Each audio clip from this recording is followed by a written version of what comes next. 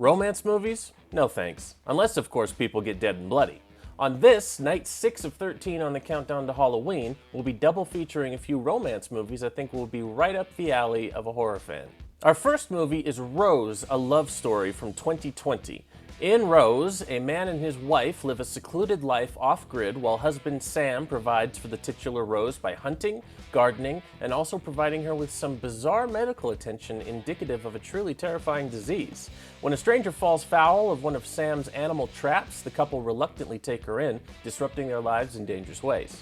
It is a little on the nose that this has a love story in the title for this video about romantic horror movies. Might even seem a little bit lazy, but believe it or not, there are about a dozen movies I had to pick from for this double feature. Also, in the UK, the movie is just called Rose, so don't at me.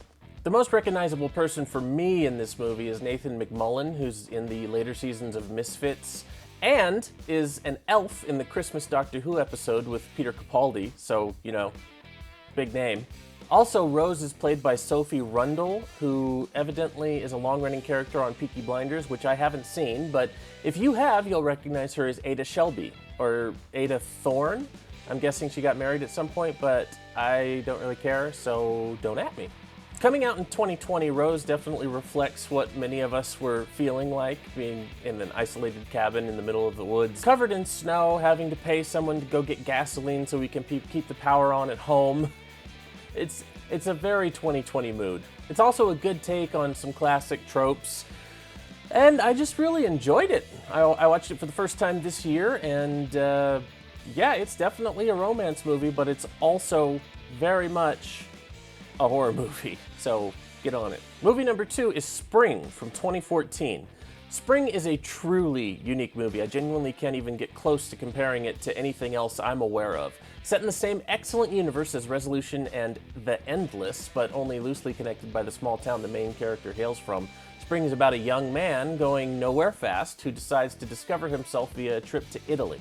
While there, he falls hard for a mysterious genetics student who is hiding a truly monstrous secret. Make no mistake, this is a very romantic movie. That is first and foremost. It's about a man who goes to Italy and falls in love with a beautiful woman. But it's also very heavily Lovecraftian in themes.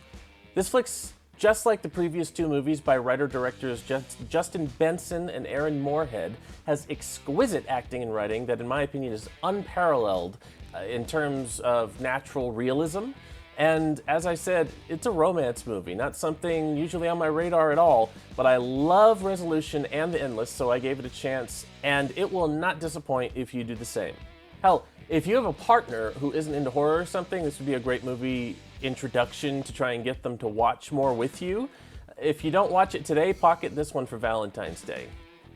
Or maybe don't, that might be actually really bad advice. In Spring, Lou Taylor Pucci plays the lead Evan, who's in Carriers and the Evil Dead 2013 movie. And then Nadia Hilker plays the love interest who's in The Walking Dead and The 100. The chemistry is incredible, and the story is somehow fully romance while keeping the monstrous lore front and center. It's just a joy. You should watch it. And there's your double feature homework for tonight as we reach being about halfway through our list of 13 horror movies leading up to Halloween, not including the double feature I'll say on Halloween. Thanks for watching. I'm Smokey Lyle. This is Horror and Cats, and I'll see you tomorrow.